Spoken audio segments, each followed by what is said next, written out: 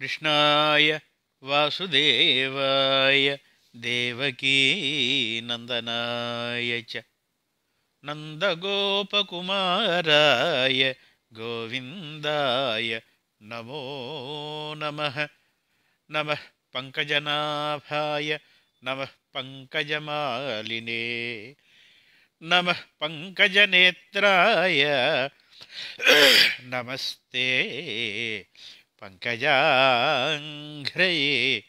నమో అకించన విత్తాయ నివృత్తగుణవృత్తయే స్వాత్మరామాయ శాంతాయ కైవల్యపతయే నమః. శ్రీకృష్ణ పరబ్రహ్మణే నమః. శ్రీ గురువాయూరప్పనే నమః. శ్రీనారాయణ భట్టతిరి గురవే నమః. మహానుభావుడు నారాయణ భట్టతిరి ప్రోక్తమైన శ్రీమన్నారాయణీయ స్తోత్ర సేవకు ఆసక్తి ఉన్న మిత్రులకు పెద్దలకు ఆహ్వానం. నారాయణీయంలో 15వ దశకానికి కపిలోపదేశం అనే దశకానికి ఆహ్వానం. మతిరిహ గుణసక్తా బంధకృత్తేష్వసక్తా త్వమృతకృదుపరుంధే భక్తియోగస్తు సక్తిం మహదనుగమలభ్యా భక్తిరేవాత్ర సాధ్యా కపిలతనురితిత్వం దేవహూత్యైన్యగాదీః. మతిరిహ గుణసక్త బంధకృత్ తేషు అసక్తాత్ అమృతకృదుపరుంధే భక్తియోగస్తు శక్తిం. మతిర్హ గుణసక్త బంధకృత్,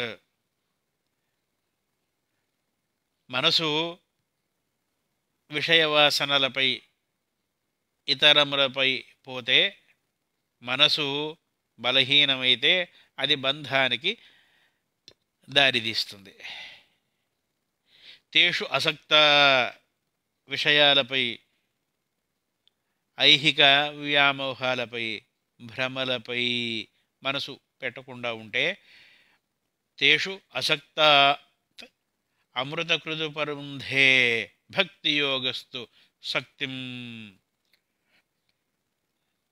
అమృతానికి, అమృతత్వానికి దారితీస్తుంది. అంటే మనసే బంధానికి, మోక్షానికి, అన్నిటికీ కారణమవుతుంది. మన ఏవ మనుష్యాణం కారణం బంధమోక్షయో అన్న ఉపనిషత్తు వాక్యాన్ని, ఆ ఉపనిషత్తుల లక్ష్యమైన పరమాత్ముడైన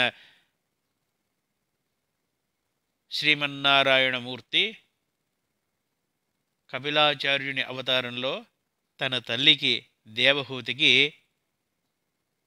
ఆత్మతత్వాన్ని, ఆధ్యాత్మిక తత్వాన్ని, సాంఖ్యయోగాన్ని వివరిస్తున్నాడు. మన ఏవ మనుష్యాణం కారణం బంధమోక్షయో కనుక మతి గుణసక్త అయితే, అంటే ఐహిక వ్యామోహాలకు, విషయ వాంఛల వైపు వెళ్ళిపోతే బంధానికి దారితీస్తుంది. అటువైపు పోకుండా ఉంటే విముక్తికి, భక్తికి దారితీస్తుంది. ప్రాణికోటికెల్ల బంధంబు మోక్షంబు చేరుటకును మనసు కారణంబు. ప్రాతస్మరణీయులలో ముందు వరుస వాళ్లలో ఒకడు శ్రీకృష్ణదేవరాయ చక్రవర్తి అని అనేక మార్లు మనం చెప్పుకుంటూనే ఉన్నాం. ఇంతకుముందు చెప్పుకున్న ఈ మన ఏవ మనుష్యాణం కారణం బంధమోక్షయో అనే ఉపనిషత్తు శ్లోకానికి, ఉపనిషత్తు వాక్యానికి ఎంత చక్కటి అనువాదమైన పద్యం ఇది. ఇది ఆయన పద్యం. ఆముక్తమాల్యదలో శ్రీకృష్ణదేవరాయ చక్రవర్తి అందించిన పద్యం. ప్రాణికోటికెల్ల బంధంబు మోక్షంబు చేరుటకును మనసు కారణంబు. ప్రాణికోటగా అన్నిటికీ కూడా ఒక మనుషులకే కాదు ఇతర జీవులకు కూడా ముందు ముందు చెప్తాడు. ఇప్పుడే చెప్పడం ఎందుకు, 11, 12వ స్కంధాలలో చెప్తారు. అన్ని జీవులకు కూడా, ఒక్క మనుషులకు మాత్రమే కాదు, మనసు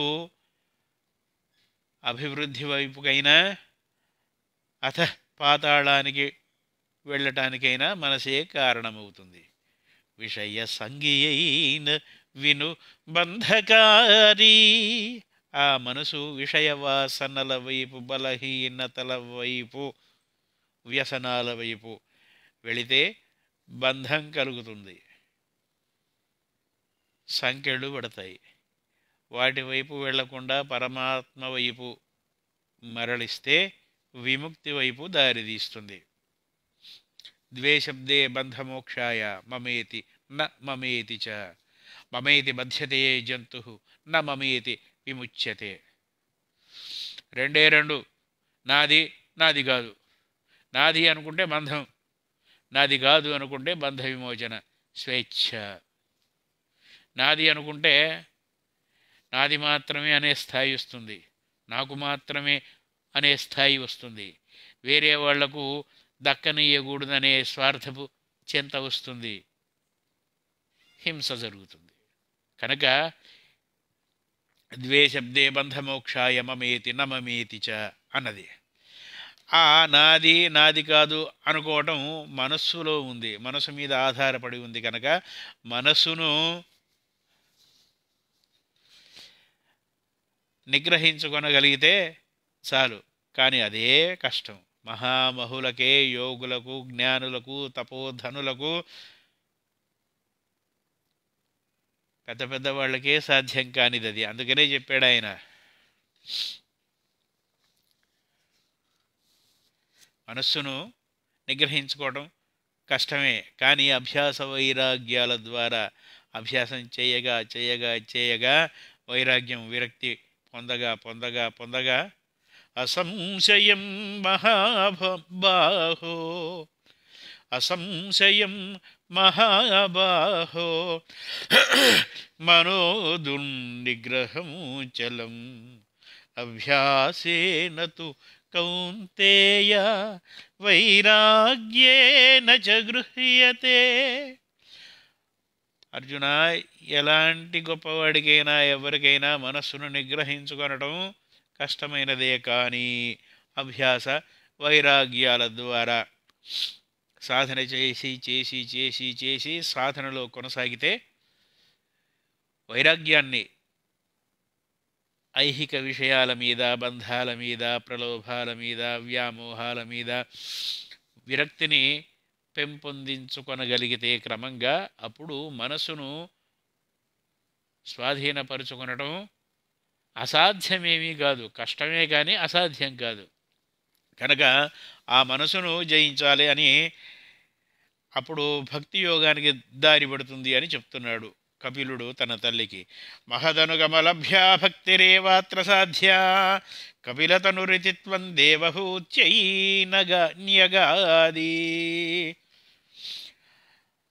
ఈ సంసార బంధాల వైపు, నానా రకాలైన చెడు బంధాల వైపు పోకుండా ఉండాలి అంటే భక్తి ద్వారా అది సాధ్యమవుతుంది. పరమాత్ముడి మీద లగ్నం చేసిన మనస్సు వలన, ఆ భక్తి వలన ఇక వేరే వైపు వెళ్ళని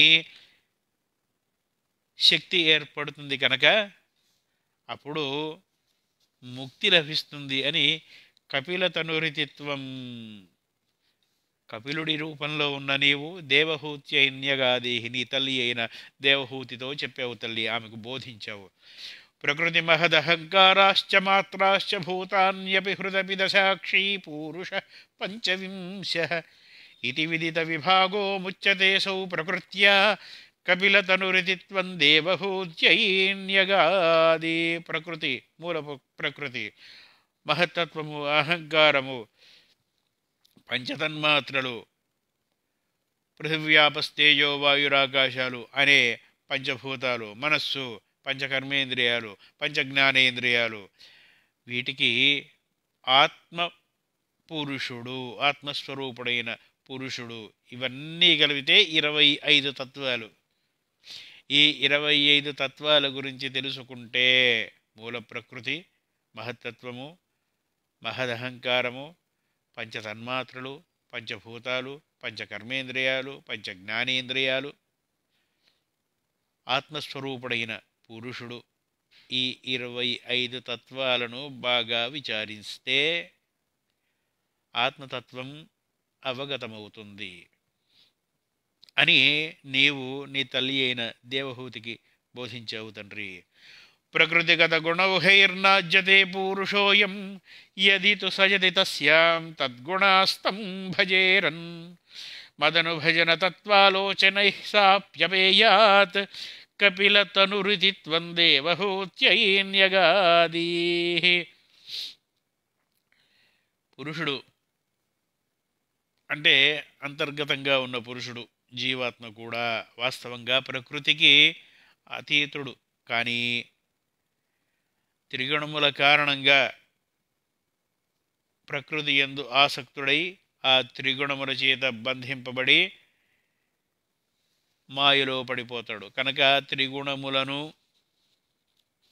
అదుపులో ఉంచుకొనడం ద్వారా, ప్రకృతిని జయించటం ద్వారా, మాయను జయించడం ద్వారా పరమాత్ముని చేరుకొనటానికి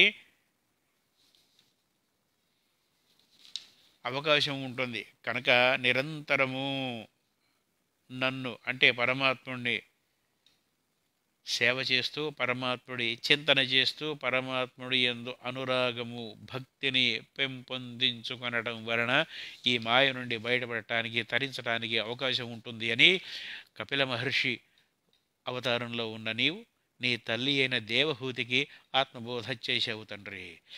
విమలమతిరుపాత్తైరాసనాద్యైర్మదంగం గరుడ సమధిరూఢం దివ్యభూషాయుధాంకం రుచితులితమాలం శీలయేతానువేలం కపిలతనురితిత్వం దేవహూత్యైన్యగాదీ.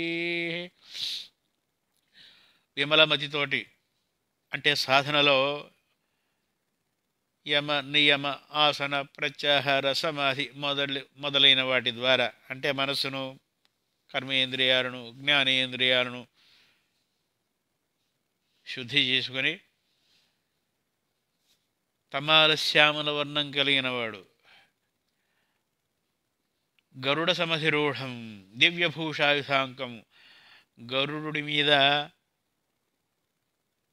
ఆరూఢుడై ఉన్న శ్రీ మహావిష్ణువును, దివ్యభూషాయుధాంకము దివ్యమైన అలంకారములను ధరించిన వాడిని, రుచి తులిత తమాలం నీలమేఘశ్యాముడు అయిన వాడిని, తమాల వృక్షంలాగా చామన ఛాయలో ఉన్నవాడిని, శీలయేతానువేలం శీలయేత్ ఆనువేలం నిరంతరము ఆయననే ఆ మహానుభావుడిని ధ్యానిస్తూ ఉండటం వలన క్రమంగా క్రమంగా క్రమంగా నిష్ఠ కుదిరి, శ్రద్ధ కుదిరి, భక్తి కలుగుతుంది. అప్పుడు తరించడానికి మార్గం పడుతుంది అని కపిలతనురితి త్వం దేవహూత్యైన్యగాదీ. ఇలా కపిలుడి రూపంలో ఉన్న నీవు నీ తల్లి అయిన దేవహూతికి బోధించావు తండ్రి. మమ గుణగణలీలాకర్ణనైః కీర్తనాద్యైః మయి సురసరిదోహ ప్రఖ్యచిత్తానువృత్తిః భవతి పరమభక్తిః సాహి మృత్యోర్విజేత్రీ కపిలతనురితి త్వం దేవహూత్యైన్యగాదీ. మమ గుణగణలీలాకర్ణనైః నా గుణగణములను, నా కథలను వినటం ద్వారా, కీర్తనాద్యైః నన్ను కీర్తించడం ద్వారా, మయి సురసరిదోహ ప్రఖ్య చిత్తాను వృత్తి నాయందే సమర్పించబడిన మనస్సు ద్వారా, భవతి పరమభక్తి తీవ్రమైన భక్తి అప్పుడు కుదురుతుంది. ఆ తీవ్రమైన భక్తియే సాహి మృత్యోర్విజేత్రి, అది మృత్యువును లేకుండా చేస్తుంది అని కపిలతనురితిత్వం దేవహూత్యైన్యగాదీ. కపిలుడి రూపంలో ఉన్న నీవు నీ తల్లి అయిన దేవహూతికి బోధ చేసావు తండ్రి. అహహ బహుళ హింసా సంచితార్థై కుటుంబం ప్రతిదినమనుపుష్ణన్ స్త్రీజితో బాలలాలీ విశతి గృహసక్తో యాతనాం మయ్యభక్తః కపిలతనురితిత్వం దేవహూత్యైన్యగాది. అహహ బహుళహింసా సంచితార్థై, కుటుంబాన్ని పోషించడం కోసం, ఉదర పోషణ చేసుకొనడం కోసం ఎంతో నానా రకాలైన కర్మములు చేస్తూ హింసకు పాల్పడుతూ ప్రతిదినము అనుపుష్ణం స్త్రీజితో బాలలాలి, ప్రతిదినము సంపాదన కోసం ప్రయత్నిస్తూ స్త్రీలకు వశుడై, సంతానానికి వశుడై, విశతి గృహసక్తో యాతనామయ్య భక్త, ఇలా గృహకర్మల యందు భార్య కోసం, సంతానం కోసం, పేరు కోసం, కీర్తి కోసం, ధనం కోసం,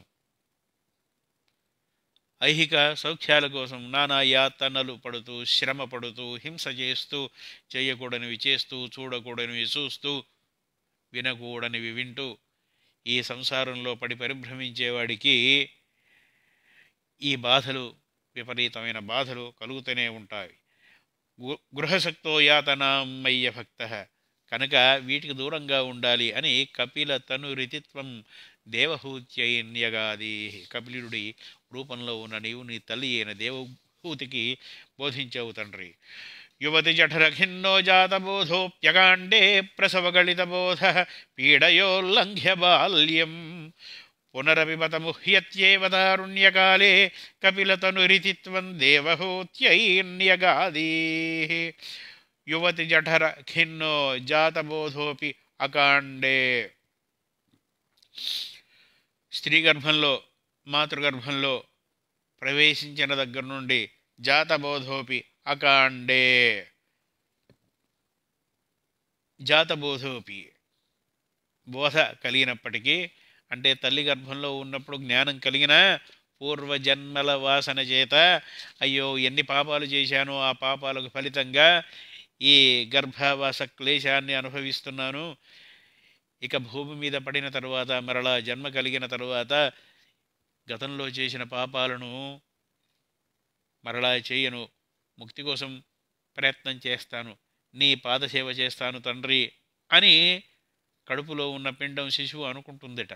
ఇంతకుముందే చెప్పుకున్నాం గర్భోపనిషత్తు అనే ఉపనిషత్తులో. ప్రసవగళిత బోధ పీడయోల్లంఘ్య బాల్యం,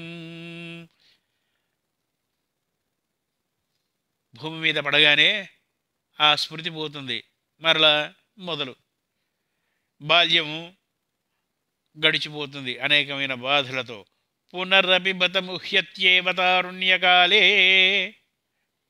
తారుణ్యకాలే యవ్వనంలో, తరుణ ప్రాయంలో, ముహ్యతి మోహంతో గడిచిపోతుంది, మోహింపజేస్తుంది, కనుక సమస్తమైన జ్ఞానము కోల్పోతాడు మానవుడు.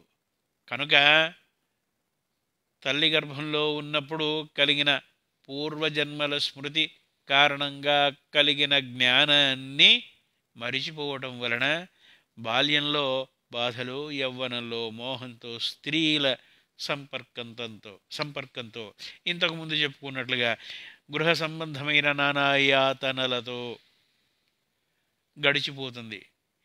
వీటన్నిటికీ విరుగుడుగా పరమాత్ముడి పాదముల యందు భక్తి కుదురుకునేలాగా సాధన చెయ్యాలి అని కపిల తనురితి త్వం దేవహూత్యైన్యగాదీ, కపిలుడి రూపంలో ఉన్న నీవు నీ తల్లి అయిన దేవహూతికి బోధించావు తండ్రి. పితృసురగణయాజీ ధార్మికో యో గృహస్థ సచ నిపతతి కాలే దక్షిణాధ్వోపగామి మయి విహితమకామం కర్మతూదక్పథార్థం కపిలతనురితిత్వం దేవహూత్యైన్యగాదీ. పితృసురగణయాజీ ధార్మికో యో గృహస్థ, దేవతలను ఎవరైతే అర్చిస్తూ ఉంటాడో, ధార్మికుడిగా ఉండే గృహస్థు సచ నిపతతి కాలే దక్షిణాధ్వోపగామి, అతడు దక్షిణాయన మార్గం ద్వారా స్వర్గాది ఊర్ధ్వలోకాలను పొందుతాడు. అక్కడ తను చేసిన పుణ్యం ప్రకారము పితృదేవతల సేవ, దేవతల సేవ, సంసారాశ్రమంలో, గృహస్థాశ్రమంలో చేయవలసిన సాధనలు ఇవన్నీ చేసిన తరువాత దక్షిణాయన మార్గం ద్వారా తను చేసిన పుణ్యకార్యాలకు యజ్ఞయాగాది క్రతువులకు కర్మ మార్గం ద్వారా జ్ఞాన మార్గం ద్వారా పితృదేవతలను దేవతలను సంతుష్టుని చేసిన కారణంగా ఆ పుణ్య కారణంగా స్వర్గలోకంలో సుఖములు అనుభవించి ఆ పుణ్యం అయిపోయిన తర్వాత మరలా వెనక్కు వస్తాడు. కానీ మయి నిహితమకామం కర్మతూదక్ పథార్థం, కానీ నా యందు భక్తి ఉన్నవాడు ఎటువంటి కోరికలు లేకుండా పుణ్యం కోసమో స్వర్గం కోసమో సుఖం కోసమో సౌఖ్యం కోసమో పేరు కోసమో ధనం కోసమో సత్కర్మలు చేయటం కాకుండా ఎటువంటి ఫలాపేక్ష లేకుండా ఫలితాన్ని త్యాగం చేయటం కర్మ సన్యాస యోగం కనుక కర్మమును అంటే పని చేయటాన్ని కాదు, పని ద్వారా ఫలితాన్ని కోరుకోకపోవటం అది కర్మ సన్యాసం. ఆ కర్మ సన్యాస యోగం ద్వారా నిష్కాముడై తన కర్మలను విధ్యుక్త ధర్మములను ఆచరించిన వాడు ఉత్తరాయణ మార్గంలో స్వర్గానికి వెళ్ళి మోక్షం పొందుతాడు. మరల తిరిగి రావటం అనేది ఉండదు. కనుక చేయవలసిన ధార్మికమైన బాధ్యతాయుతమైన విధియుక్తమైన కర్మములను ప్రతిఫల ఆపేక్ష లేకుండా చేయటం ద్వారా ఆ కర్మముల చెడు అంటదు, మంచి అంటదు. కర్మముల చెడు అంటకపోవటం వలన శిక్ష ఉండదు, కర్మముల మంచి ఫలితాన్ని కోరుకొనకపోవటం వలన దాని తాలూకు పుణ్యాన్ని అనుభవించడం కోసమైనా మరలా జన్మ ఎత్తడం ఉండదు, ముక్తి కలుగుతుంది అని కపిల తనురితిత్వం దేవహూత్యైన్యగాదీ इति सुविदितवेद्यान् देव हे देवहूतिं कृतनुतिमनुगृह्यत्वं गतो योगिसङ्घैः विमलमतिरथासौ भक्तियोगेन मुक्ता त्वमपि जनहितार्थं वर्तसे प्रागुदीच्याम् इति सुविदितवेद्यां ఇలా సువిదితయై తత్వాన్ని తెలుసుకొని ఇలా నీవు వివరించిన తర్వాత దేవహూతి తరించింది. ఆమె జ్ఞానాన్ని పొంది నిన్ను అనేక రకాలుగా స్తుతించింది. నిన్ను పుత్రుడిలాగా భావించే మాయ తొలగిపోయి సాక్షాత్తు పరమాత్ముడివి అని నిన్ను భావించి నీ మహిమను గ్రహించి నీ బోధన ద్వారా జ్ఞానవంతురాలై ఆవిడ మనసులో ఉన్న మాయ తొలగిపోయి నిన్ను స్తుతించింది. త్వంగతో యోగి సంఘై, అప్పుడు నీవిక నీ తల్లి అయిన దేవహూతికి వీడుకోలు పలికి నిన్ను అనుసరించి వస్తున్న యోగులతో కలిసి ముందుకు వెళ్ళిపోయావు. విమలమతి రథాసౌ భక్తి యోగేన ముక్త, విమలమతి అథ అసౌ భక్తియోగేన ముక్త, నీ తల్లి అయిన దేవహూతి విమలమైన మతితో మనస్సు పరిశుద్ధమై అజ్ఞానం తొలగిపోయి భక్తియోగం చేత ముక్తిని పొందింది. త్వమపి జనహితార్థం వర్తసే ప్రాగుదీచ్యాం, నీవు కూడా ఇంకా జనులను జీవులను మానవులను అనుగ్రహించడం కోసం జ్ఞానబోధన చేయడం కోసం ఈశాన్య దిశగా నిన్ను అనుసరించి వస్తున్న యోగులతో శిష్యులతో జ్ఞానులతో కలిసి వెళ్ళిపోయావు తండ్రి. అలా ఈశాన్యానికి వెళ్ళిపోయి ఆ కపిల మహర్షి తపస్సు చేసుకుంటూ ఉంటే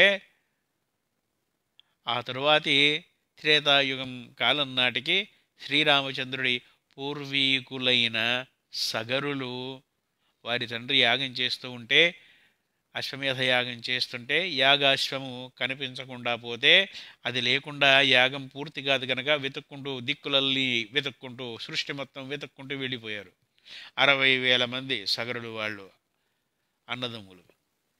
అలా వెళ్ళి వెళ్ళి వెళ్ళి వెళ్ళి పాతాళం దాకా వెళితే పాతాళంలో ఒక ప్రక్కన ఆ గుర్రము మేస్తూ కనిపించింది. కొద్ది దూరంలో తపస్సు చేసుకుంటూ ఒక మహానుభావుడు కనిపించాడు. ఆయనయే కపిల మహర్షి. దొంగ సన్యాసి, దొంగ ముని, దొంగ ఋషి అశ్వాన్ని వీడే అపహరించుకొని వచ్చాడు అని 60,000 మంది ఒక్కసారి ఎత్తున ఆయన మీద పట్టడానికి ప్రయత్నం చేస్తే కోపంతో కళ్ళు తెరిచి "హ్" అని ఒక్కసారి హుంకరిస్తే వాళ్ళందరూ మాడి బూడిదైపోయి 60,000 మంది బూడిదై 60,000 బూడిద కుప్పలు అక్కడ పడ్డాయి. పుత్రుడు ఎంతకు తిరిగి రాక ఆ సగరుల తండ్రి ఆయన దాటిపోయాడు అంతే. తర్వాతి వాళ్ళు అలా సాగిపోయారు, దాటిపోయారు. ఎవరు కూడా ఆ యాగాన్ని పూర్తి చేయలేకపోయారు. అప్పుడు యాగాన్ని పూర్తి చేయలేకపోవడం మాత్రమే కాదు, ఈ సగరులకు ముక్తి లేకుండా పోయింది, బూడిద కుప్పలైపోయారు. అప్పుడు ఆ వంశంలో జన్మించిన వాడైన భగీరథుడు భగీరథ ప్రయత్నంతో దేవగంగను, ఆకాశగంగను భూమి మీదకు తీసుకుని వచ్చి ఎన్నో ఆటంకాలు, ఎన్నో విఘ్నాలు, ఎన్నో ప్రయాసలకు ఓర్చి గంగాదేవిని భూమి మీదకు తీసుకుని వచ్చి తనతో పాటుగా పాతాళం దాకా ప్రవహింపచేస్తే ఆ గంగానది ఆ బూడిద కుప్పల మీదుగా ప్రవహిస్తే అప్పుడు వారి దోషం తొలగిపోయి వారు దివ్యమైన శరీరాలతో ఉన్నత లోకాలకు వెళ్ళిపోయారు. ఆ కపిల మహర్షియే ఈ కపిల మహర్షి కనుక గంగను భూమి మీదికి తీసుకొని రావటానికి ప్రధానమైన కారకుడు కపిల మహర్షి, సాక్షాత్తు శ్రీమన్నారాయణమూర్తి యొక్క, విష్ణుమూర్తి యొక్క అవతారం. పరమకిమ బహూక్త్యా త్వత్పదాంభోజభక్తిం సకల భయ వినేత్రీం సర్వకామోపనేత్రీం వదసి ఖలు దృఢం త్వం తద్విధూయామయాన్మే గురుపవనపురేశ త్వయ్యుపాధత్స్వభక్తిం. పరమాత్మ శ్రీమన్నారాయణ, గురువాయూరు ప్రవాస శ్రీకృష్ణ. కిము బహూక్త్యా, ఇంకా ఎన్ని చెప్పాలి, ఎన్ని చెప్పినా అనవసరము.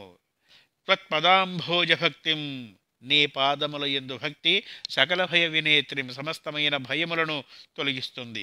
సర్వకామోపనేత్రిం, అన్ని కోరికలను, ఐహికమైన ఆముష్మికమైన ఫలితాలను ప్రసాదిస్తుంది, అన్ని కోరికలను తీరుస్తుంది. కేవలం నీ పాదముల యందు భక్తి ఉంటే చాలు. వదసి ఖలు దృఢం త్వం, ఇలా దృఢంగా బోధ చేసిన నీవు తత్ విధూయామయాన్మే, విధూయ ఆమయాన్ మే, ఆమయము అన్న గద అన్న వ్యాధి, జబ్బు, అలా బోధించిన, దృఢంగా అభయమిచ్చిన నీవు నా సమస్తములైన అనారోగ్యములను తొలగించు తండ్రి. గురు పవనపురేశ త్వయ్యుపాధత్స్వభక్తిం, నీ పాదముల యందు దృఢమైన అచంచలమైన భక్తి కలిగేట్లుగా నాకు చేయి తండ్రి. నా ఈ వ్యాధులను, రోగములను, బాధలను నివారించి శారీరకమైన మానసికమైన ఆరోగ్యాన్ని ప్రసాదించి తద్వారా నీ చరణారవిందముల యందు అచంచలమైన భక్తి విశ్వాసములతో నిన్నే ధ్యానిస్తూ నీపైన భక్తి చేత నేను తరించేలా, ముక్తికాంత నన్ను వరించేలా నన్ను కరుణించి అనుగ్రహించు తండ్రి అని నారాయణీయంలోని ఈ 15వ దశకంలో నారాయణ భట్టతిరి మహానుభావుడు మనను అనుగ్రహించాడు. కపిలోపదేశం అనే ఈ 15వ దశకంతో 12 స్కంధాల ఈ సంక్షిప్త శ్రీకృష్ణ లీలామృత భాగవతంలో శ్రీమన్నారాయణీయం అనే ఈ స్తోత్రంలో 3వ స్కంధం ముగుస్తుంది. ఈ 3వ స్కంధాన్ని ముగించుకొని 15వ దశకాన్ని ముగించుకొని 16వ దశకం కోసం 4వ స్కంధ ప్రారంభం కోసం తిరిగి రేపు మరలా ఇదే సమయానికి కలుద్దాం. అంతవరకు ఆ గురువాయూరు పురవాసుని కరుణ చేత అందరం ఆరోగ్యంగా, ఆనందంగా స్వామి సేవలో కొనసాగుదాం. యదక్షరపదభ్రష్టం మాత్రహీనం చ యద్భవేత్ తత్సర్వం క్షమ్యతాం దేవ నారాయణ నమోऽस्तु తే. కాయేన వాచా మనసేంద్రియైర్వా బుద్ధ్యాత్మనా వా ప్రకృతే స్వభావాత్ కరోమి యద్యత్ సకలం పరస్మై నారాయణాయేతి సమర్పయామి. ఓం అచ్యుతాయ నమః. ఓం అనంతాయ నమః. ఓం గోవిందాయ నమః. వనమాలీ గదీ శార్గీ శంఖీ చక్రీ చ నందకీ శ్రీమన్నారాయణో విష్ణుః వాసుదేవోభిరక్షతు. ఓం శ్రీకృష్ణ పరబ్రహ్మణే నమః. ఓం తత్సత్.